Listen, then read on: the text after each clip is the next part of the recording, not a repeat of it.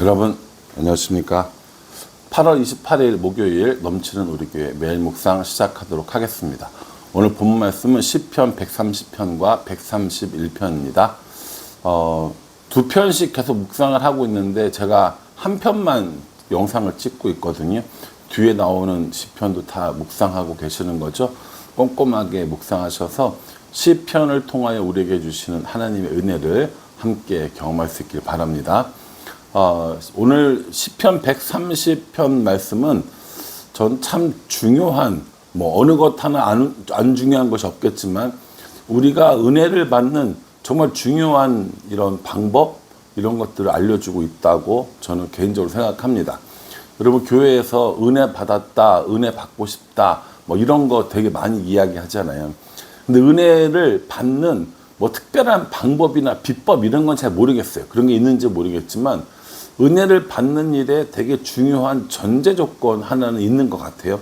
그게 뭐냐면 시편 130편에 기록되어져 있는 거라고 저는 생각합니다. 1절에 보면 여호와여 내가 깊은 곳에서 주께 부르짖었나이다 이렇게 얘기해요. 부르짖었다라는 걸 뭘 말하는 겁니까? 기도했다라는 거고 하나님을 구했다라는 거거든요. 그러니까 깊은 곳에서라고 하는 것은 우리가 일반적으로 이야기를 할 때 죄악 가운데, 그리고 헤어나올 수 없는 것 가운데, 어딘가에 빠져 있는 가운데, 그런 거 이야기하는 거거든요. 그러니까 이 시인은 뭐라고 이야기를 하고 있냐면, 하나님, 내가 지금 죄악 중에 있는데, 하나님께 부르짖었습니다. 라고 이야기를 하고 있는 거예요.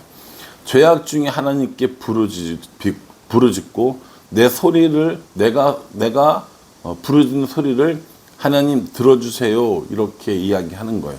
왜 이걸 죄악이라고 이야기하냐면 3절에 보면 여호와여 주께서 죄악을 지켜보실진데 주여 누가 서리이까 이렇게 얘기하거든요. 주께서 뭘 보신다는 거예요? 죄악을 보신다는 겁니다. 우리가 죄를 짓고 있는 혹은 우리의 모든 죄악을 하나님께서 다 아시기 때문에 누가 하나님 앞에 깨끗한 자로 서겠는가 라고 이렇게 이야기를 하는 거죠.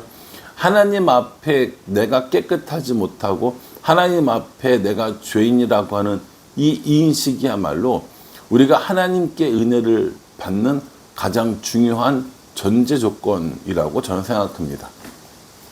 하나님 앞에 내가 나갈 수 없는 죄인인데 하나님께서 그 죄를 용서해 주시고 나를 받아주셨어요. 여러분, 그게 뭐예요? 그게 은혜라는 겁니다. 예를 들어서 우리가 부모님한테 뭔가 되게 잘못했어요. 정말 야단 맞을 일인 거예요. 정말 혼날 일인 거고. 근데 부모님께서 따끔하게 야단은 치셨지만 그럼에도 불구하고 사랑으로 안아주시고 용서해 주셨어요. 우리 마음이 기뻐요, 안 기뻐요? 기쁘죠.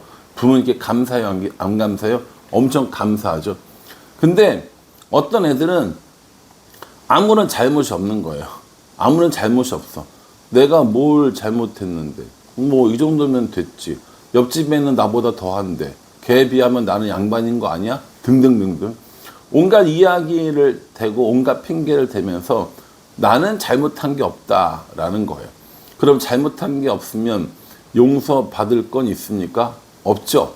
용서해 주는 하나님도 만날 수 있나요? 없습니다. 은혜 베푸시는 하나님도 경험할 수 있나요?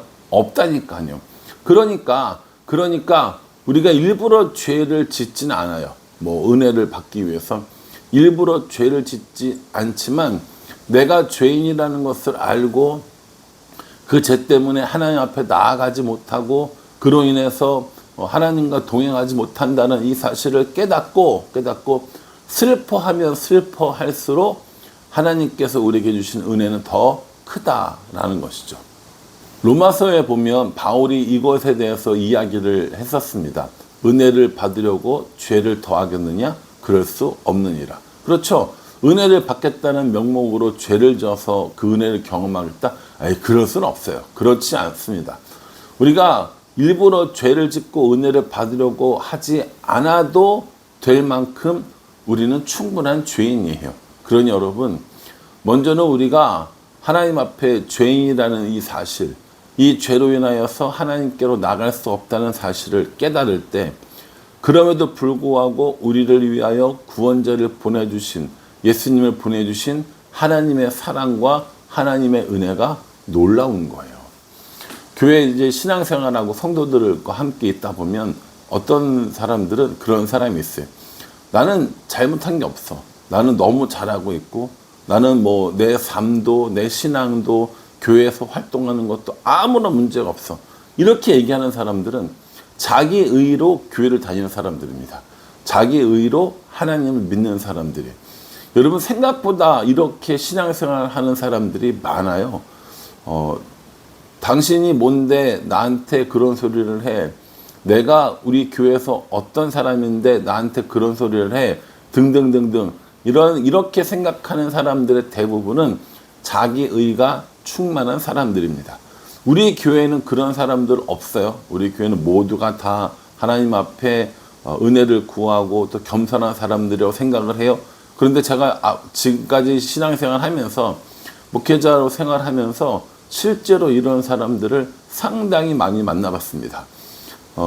하나님 앞에 우리가 죄인이 아니라 하나님 앞에 떳떳하고 자부심이 있고 자존심이 있어서 마치 하나님이 은혜 주시지 않아도 살 것 같은, 하나님께서 은혜 주시지 않고 나의 죄를 용서해 줄 것이 없는 것처럼 그렇게 살아가는 사람은 하나님의 은혜를 경험할 수 없습니다. 그래서 오늘 이 시인이 뭐라고 그랬냐면 4절에 그러나 사유하심이 주께 있음은 주를 경외하게 하심이니이다. 사유하심이 뭐냐면 죄를 용서해 주신다라는 거거든요. 우리의 죄를 용서해 주시는 거예요. 내가 죄인이어야 사유하시는, 우리를 용서해 주시는 하나님을 경험할 수 있는데, 내가 죄인이 아니라고 끝까지 버티면 결국에 그 사람들은 하나님의 은혜를 경험할 수 없는 거예요. 그런 대표적인 사람들이 누군지 아세요? 바로 바리새인들입니다. 바리새인과 세리의 기도 생각나세요? 하나님, 저는 이것도 하고 이것도 하고 저 세리와 같지 않음을 감사합니다 라고 얘기하거든요. 그러니까 이 얘기인 거예요. 하나님, 저는 죄도 없고 이것도 잘하고 하니까 저는 하나님의 은혜 없이도 얼마든지 나 자신의 의로 신앙생활 할 수 있습니다 라고 이야기하는 거라고요. 여러분, 이게 맞는 말입니까? 아니라니까요. 우리가 하나님께 은혜를 받는 방법은 하나님께서 우리의 죄악을 용서해 주셨음을 기억하는 겁니다. 그래서 사유하심이 주께 있고 이를 통하여서 하나님께 경배하며 살겠습니다 라고 시인이 고백을 하고 있다고요. 그 다음에는 뭐라고 얘기했냐면 5절에 나 곧 내 영혼은 여호와를 기다리며 나는 주의 말씀을 바라는도다 이렇게 합니다. 여호와를 기다리며 주의 말씀을 바라는 거예요. 왜요?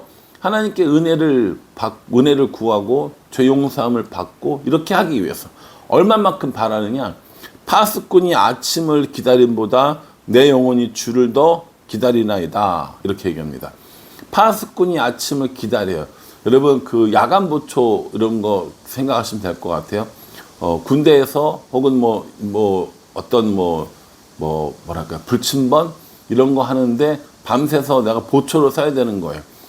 그러면 아침이 기다려져요? 안 기다려져요? 기다려지죠. 왜냐하면 피곤하기도 하고 힘들기도 하고 또 빨리 쉬었으면 좋겠기도 하고 적이 안 왔으면 좋겠기도 하고 여러 가지 이유 때문에 파수꾼은 지키는 사람은 아침을 기다린다는 거예요.